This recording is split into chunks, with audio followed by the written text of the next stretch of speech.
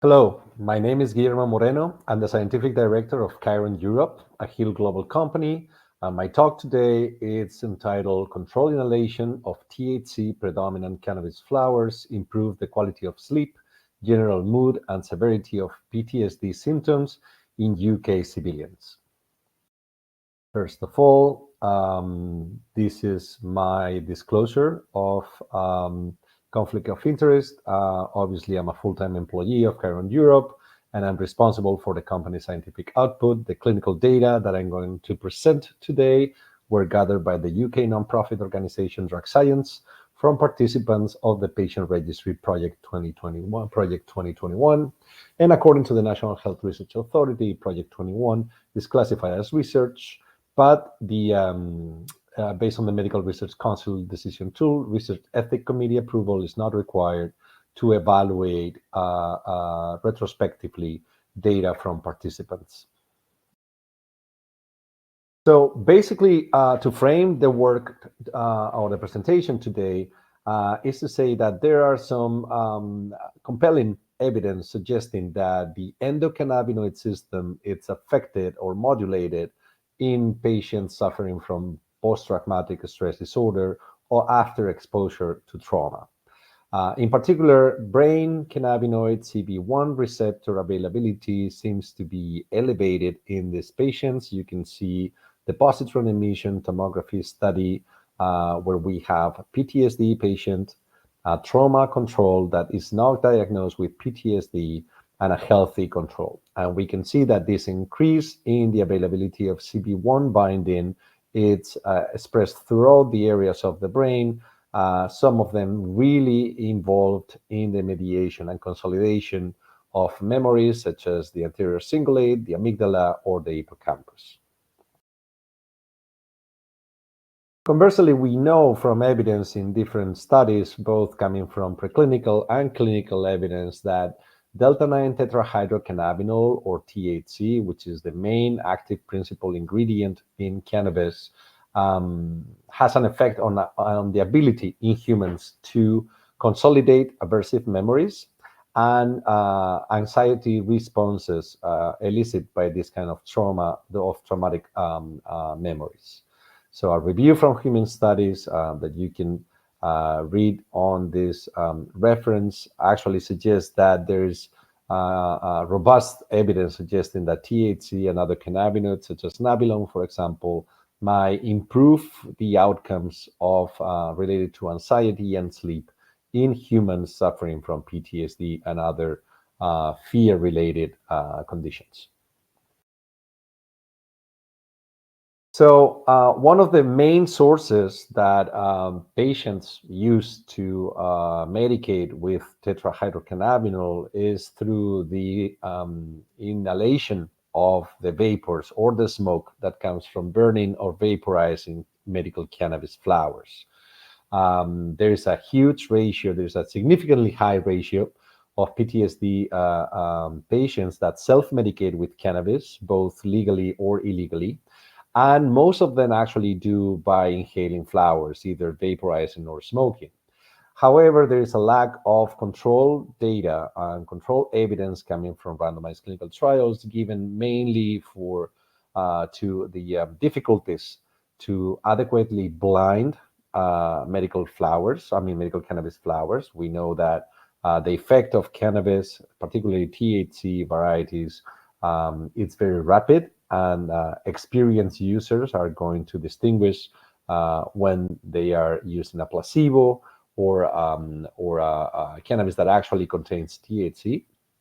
And another difficulty is to recruit patients to conduct this kind of trials. So I'm bringing you a couple of examples from the recent literature. This is a randomized clinical trial performed or sponsored by MAPS, the Multidisciplinary Association for Psychedelic Studies. We can see that there is a crossover design from 261 assessed potential participants. At the stage 1, they were able to recruit 80 that were associated to one of the 4 groups of treatment, either placebo or high THC cannabis flowers. We call chemotype 1 cannabis flowers. high CBD cannabis flowers, what we call chemotype 3 cannabis flowers, or balanced THC and CBD cannabis flowers containing around 10 to 11% THC, 10 to 11% CBD. The high cannabis flowers contain 20% THC, and the high CBD flowers around 14% CBD. After the complete cessation, there was a stage 2 in which the placebo group was eliminated due to the high placebo effect that was observed in stage 1, and participants were rearranged into 3 groups receiving high THC, high CBD, or balanced chemotype flowers. As the results, we can see that the placebo group presented a significant effect, going from this was the outcome measures were measured with the CAPS-5 questionnaire to determine the severity of PTSD symptoms. And you can see that the baselines went from 37 to 24 in the case of the placebo, and 36 to 20.5 in the case of THC. There was not significant response both for high CBD or balanced flowers, meaning that it seems clear that the THC predominant or chemotype 1 flowers were the most effective. However, they were not significant different because of the placebo, the strong placebo effect that is observed. And we see that in the second part, the second stage, those that were more prominent, the effect was more prominent, was associated to the flowers from chemotype 2, those that contain both THC and CBD. However, we have other readouts, not necessarily related to, on top of the PCL5, we see how high THC was the most effective out of all formulations, also for social anxiety, general depression, and insomnia or quality of sleep, which suggests that high THC flowers might indeed be effective, or the most effective among all chemotypes for cannabis flowers, to treat symptoms associated to post-traumatic stress disorder. In another clinical trial published recently last year, we see another example of the difficulties to perform proper clinical research with this kind of specialties. We see how the team had issues to select participants. Out of 32, only 6 were able to be included in stage 1, and only those were included in stage 2, thus offering very limited results. This is what actually was published by the group, which gives an example of the difficulties to perform clinical trial in the framework of a randomized controlled trial, to perform clinical research in the framework of a controlled randomized clinical trial. That's the reason why we decided to leverage our participation in Project 2021. Khiron was one of the founder members of this registry. This is a registry organized by Drug Science, a nonprofit in the UK. And basically, it's not a clinical trial, it's a patient registry, which means that participants can enroll in the registry and have their clinical information collected as part of the standard of care after joining one of the private clinics that are able to prescribe cannabis-based medicinal products for a series of indications that you can see in the slide, such as anxiety, substance use disorder, multiple sclerosis, chronic pain, and also PTSD. So this is a little old ad by T21, but at the time, PTSD was the third most common indication for which people in the UK was actually looking into getting a prescription for medicinal cannabis. Right now, I would say it's the third most common psychiatric indication after generalized anxiety and ADHD. Still, there's a significant number of UK civilians diagnosed with PTSD that self-medicate with legal cannabis, and some of them are actually actively looking to get a prescription to cope with these symptoms. This is a publication, a very recent publication from actually this month. So from last week from Drug Science. Main author is Michael Linsky, in which they look at 258 patients, participants from T21 that were diagnosed with post-traumatic stress disorder and comorbid depression, and showing the improvement in the severity of symptoms of PTSD um, recorded with the PCLC, the post-traumatic stress disorder checklist civilian version. Is different from the CAPS-5, which was the instrument that was used in the clinical trials, but this is the one that T21 uses, and therefore is going to be the one that I'm going to present our data on. So basically, in our study, in our medical data review, what we did was set forth a series of inclusion criteria. Obviously, all participants were enrolled in T21. All of them have a primary diagnosis of PTSD. And to limit the diversity of cannabis-based medicinal products that patients can receive in the registry. So the study by Drug Science includes patients receiving both flowers for inhalation for all three chemotypes, and also oral extracts for sublingual or oral administration. We limited our inclusion criteria to those that receive a chemotype 1 cannabis flower Khiron 20:1 in the first consultation and up to the 3-month follow-up. So basically, all these patients were prescribed with this single variety of chemotype 1 flower, of high THC flower. And then completed PROMS questionnaires at least at the 3-month, although some of them also completed at the 6-month follow-up.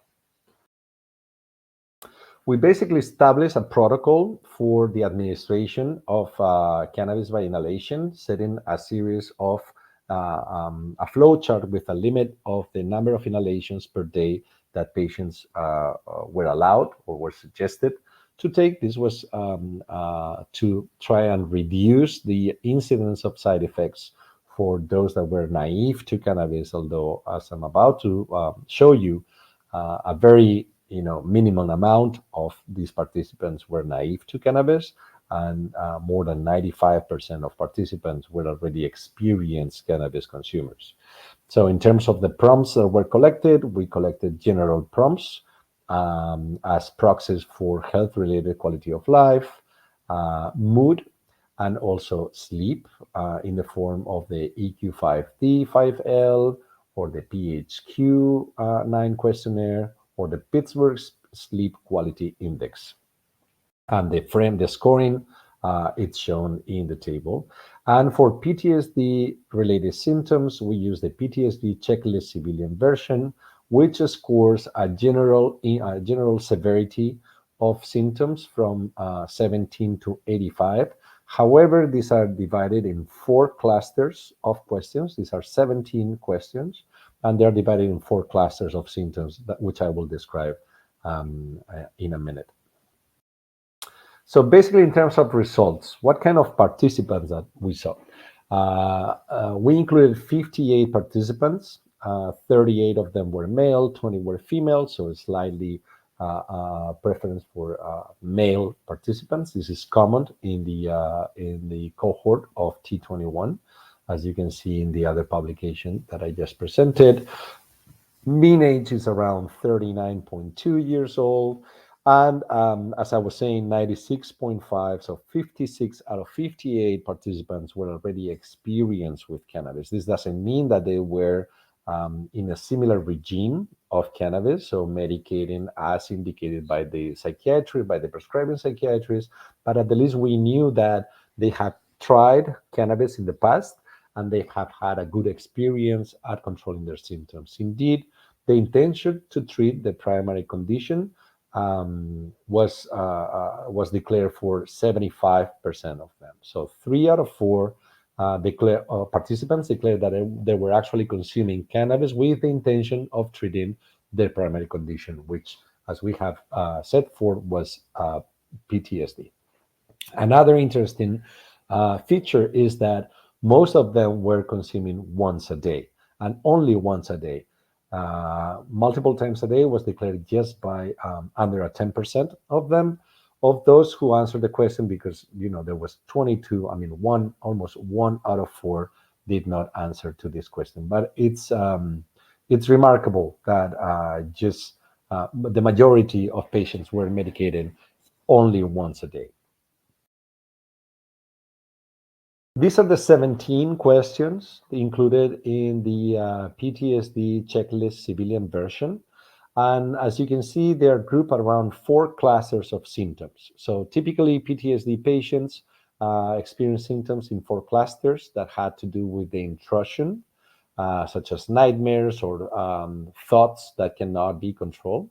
Avoidance, when typically PTSD patients try to avoid similar situations or triggering situations that might actually trigger the intrusion symptoms. Then symptoms of altered mood and altered reactivity are also typical from PTSD patients. So within all these questions, you're going to see that you're going to see the value of the effect. So the higher of the chi, square chi value, you're going to have an indication of how strong participants reported benefits in this particular question. And then the p-value is going to give you an indication of the statistical significance of these responses. And I have highlighted number 9 and number 13 as the largest effect, so the biggest contributors to the general effects that we're seeing. So this was the strongest effect was about trouble falling or staying asleep. So as you can imagine, most patients or most participants are using cannabis once a day, typically at night, either before dinner or after dinner before going to bed. And then number 9 was loss of interest in things that you used to enjoy. So another common feature of the altered mood that also has to do with a depressed state is that patients typically lost interest for things that they found amusing in the past. And this is something that we see, or patients declare when they start medicating with cannabis, is their ability to enjoy things that or activities that they found amusing. This is the general, panel 1A is the general severity score of the PCLC. With this scale, typically a change in scoring from 5 to 10 is considered to be significant, and from 10 to 20 is considered to have a clinical relevance. So as you can see, after 3 months, patients went from reporting over 60 to reported under 50. So there is actually a 13-point difference in 3 months. And there is a further reduction up to a 17-point difference at 6 months of those 34 patients that reported at 6 months. So by applying the criteria of the PCLC5, we can say that this effect, it's actually clinically relevant, and most of these patients might not meet the criteria for a PTSD diagnosis after 6 months of this treatment. And then panels B, C, D, and E actually are showing the cluster, the difference by clusters. We can see that there's a similar trend of reducing after 3 months and then further reducing at 6 months for intrusion, for avoidance, for altered mood, and altered reactivity. So there is not one particular cluster that is affected. Obviously, panel 1C being just 2 questions related to avoidance is going to have less significant statistical power, but yet we see the same trend for all of them. Then what happens with the rest of prompts, with the quality of life, with the mood of or clinical depression, and then with the quality of sleep. Interestingly, we see that out of the two components of the EQ5D, of the quality of life proxy, we see that the reported quality of life by patients on a scale 0 to 100 follows the same trend. We have a significant difference at 3 months, and even larger difference at 6 months. However, we don't see an impact on the quality of life proxy, and this might be due to the fact that PTSD symptoms do not actually score very well in this particular scale. However, for example, in the PHQ-9, which measures clinical depression, we see a large effect at 3 months, which is further improved at 6 months, meaning that these patients actually show a very, very large effect on their clinical mood, on their clinical depression, or in their mood after starting this kind of treatment. And the same is true for the quality of sleep, which it's in agreement with what we've seen in the PCLC, where patients were declaring that the ability to sleep better and to stay asleep longer was the largest effect driving the reduction in the intensity or the severity of the overall global PTSD symptoms. So, interestingly, this is in agreement with some of the not only quantitative but also qualitative results working with THC predominant flowers for inhalation. So you guys can check this paper is actually a qualitative study in Israeli patients from chronic pain describing their experience working with THC flower. And there is a couple of things that resonate with our results here. The first one is the site of relief, which is how patients describe the acute effect of inhalation, of the controlled inhalation of flowers.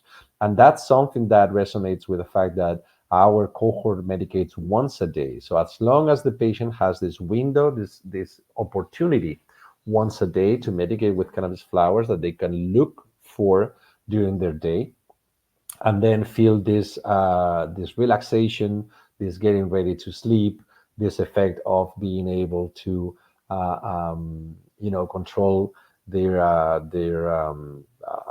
mood and the inputs that they have from traumatic experience, and then also the fact of the restore self. Patients actually describe how they can feel themselves again and how they can enjoy activities that they used to before getting sick or before the disease.